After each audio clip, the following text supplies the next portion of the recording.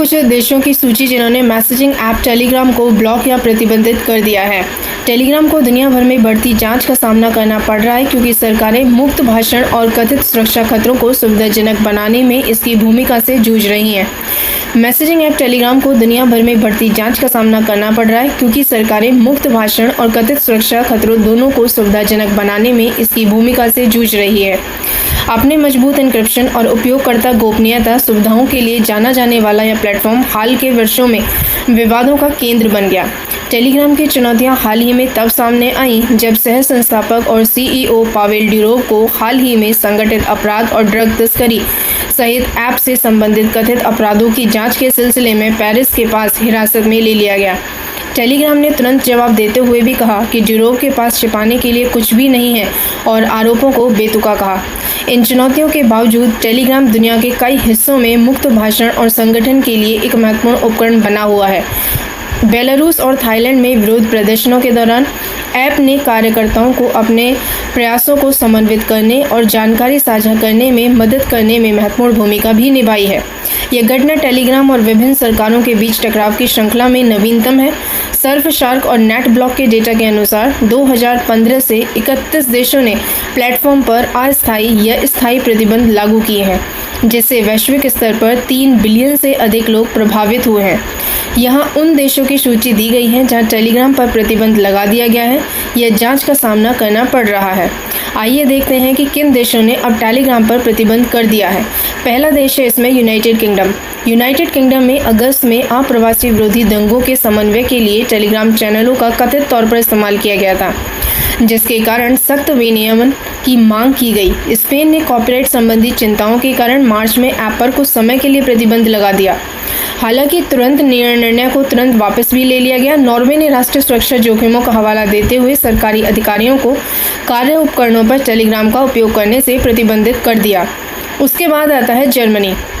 Germany ने 2022 में इस ऐप पर प्रतिबंध लगाने पर विचार किया था क्योंकि चैनलों पर संभावित रूप से घृणास्पद भाषण कानूनों का उल्लंघन करने की पहचान की गई थी।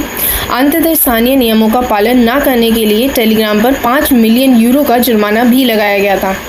यूक्रेन में यह ऐप युद्धकालीन संचार के लिए महत्वपूर्ण रहा, लेकिन इसने रूसी अभिनेताओं द्वारा संभावित शोषण के बारे में भी चिंता जताई है। मार्च में स्पेन ने टेलीग्राम पर कुछ समय के लिए प्रतिबंध लगा दिया था, जब एक न्यायाधीश ने 4 मुख्य प्रमुख मीडिया समूहों मीडियासेट, एड्रेस मीडिया, मूवीस्टार और गेडा के पक्ष में फैसला सुनाया था। इन कंपनियों ने शिकायत की थी कि टेलीग्राम बिना अनुमति के उनकी कॉपीराइट की गई सामग्री का प्रसार कर रहा है।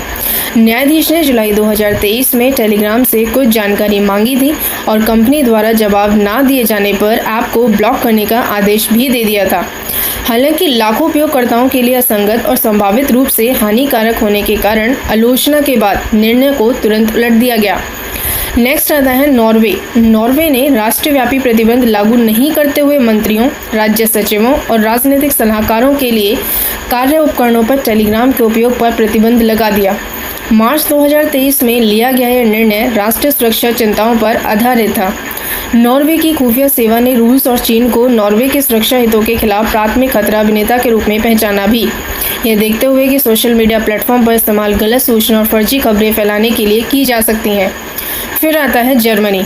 2022 में जर्मनी ने 64 चैनलों की पहचान करने के बाद टेलीग्राम पर प्रतिबंध लगने पर विचार किया, जो संभावित रूप से नफरत फैलाने वाले भाषणों के खिलाफ जर्मन कानूनों का उल्लंघन करते थे, जिसमें यहूदी विरोधी षड्यंत्रकारी चैनल भी शामिल थे। सीधे प्रतिबंध लगाने के बजाय जर्मनी ने जर्मन कानून का पालन न करने के लिए टेलीग्राम पर 5 मिलियन यूरो का जुर्माना लगाया। जवाब में टेलीग्राम ने जर्मन सरकार के साथ सहयोग करने और संभावित रूप से अवैध सामग्री वाले वीडियो हटाने पर सहमति व्यक्त की। उसके बाद आता है रूस ने भी 2018 में 2020 तक टेलीग्राम पर 2 साल का प्रतिबंध लगाया। यह प्रतिबंध तब लगाया गया जब टेलीग्राम के सह संस्थापक और सीईओ पावेल ड्यूरोव ने कुछ उपयोगकर्ताओं की जानकारी सौंपने के अनुरोध का पालन करने से इनकार कर दिया था। प्रतिबंध के बावजूद रूस में ऐप का व्यापक रूप से उपयोग किया जाता रहा, यहाँ तक कि रूसी विदेश मंत्रालय और राष्ट्रीय कोविड-19 टास्क फोर्स जैसे सरकारी विभागों द्वारा भी इन्होंने प्लेटफॉर्म पर आधिकारिक चैनल बनाए रखे। फिर आता है बेलारूस। आधिकारिक तौर पर प्रतिबंध नहीं होने के बावजूद बेलारूस में टेलीग्राम का उपयोग महत्वपूर्ण जोखिम रखता है। सरकार ने चरमपंथी और सरकार विरोधी माने जाने वाले टेलीग्राम चैनलों की एक सूची प्रकाशित की थी। एमनेस्टी इंटरनेशनल के अनुसार इस चैनल से जुड़ने वाले उपयोगकर्ताओं को 7 साल तक की जेल भी हो सकती है। इन जोखिमों के बावजूद टेलीग्राम ने 2020-21 के दौरान सरकार विरोधी प्रदर्शनों के महत्वपूर्ण भूमिका निभाई थी। जब देश ने राष्ट्रपति चुनाव के दौरान 3 दिनों के लिए इंटरनेट एक्सेस को अवरुद्ध कर दिया, तब यह कुछ कार्यात्मक सोशल मीडिया ऐप में से एक था। फिर आता है चीन। टेलीग्राम को चीन में 2015 से ब्लॉक कर दिया गया था। यह प्रतिबंध टेलीग्राम के सर्वर पर वितरित इनकार सेवा हमले के बाद लगाया गया, जिसके बारे में कुछ विशेषज्ञों का मानना है कि ऐप को सेंसर करने की सही ठहराने के लिए चीनी सरकार द्वारा इसे अंजाम दिया गया हो सकता है। प्रतिबंध से पहले चीन में मानवाधिकार वकीलों ने कथित तौर पर सरकार और चीनी कम्युनिस्ट पार्टी की आलोचना करने के लिए टेलीग्राम का इस्तेमाल किया था। ऐसा ही एक और देश है ईरान। ईरान ने भी 2018 से टेलीग्राम को ब्लॉक कर दिया। 1 साल पहले देश में आर्थिक न्याय की मांग को लेकर हुए विरोध प्रदर्शनों के बाद ईरानी सरकार ने टेलीग्राम पर इन विरोध प्रदर्शनों को बढ़ावा देने का आरोप लगाया और इसके बजाय स्थानीय ऐप को बढ़ावा देने की वकालत की। प्रतिबंध से पहले बताया गया था कि ईरान की 80 मिलियन की आबादी से लगभग आधी आबादी संचार के लिए टेलीग्राम का इस्तेमाल करती थी।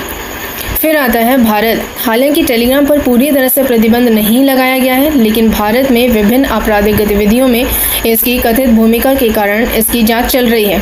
भारत सरकार ने कहा है कि यह जांच के नतीजों के आने तक इस पर प्रतिबंध लगाने पर विचार करेगी।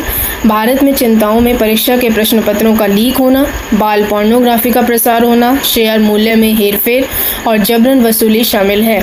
जुलाई में भारतीय अधिकारियों ने शेयर मूल्य हेरफेर योजना का पर्दाफाश किया, जिसमें एक टेलीग्राम चैनल प्रशासक शामिल थे।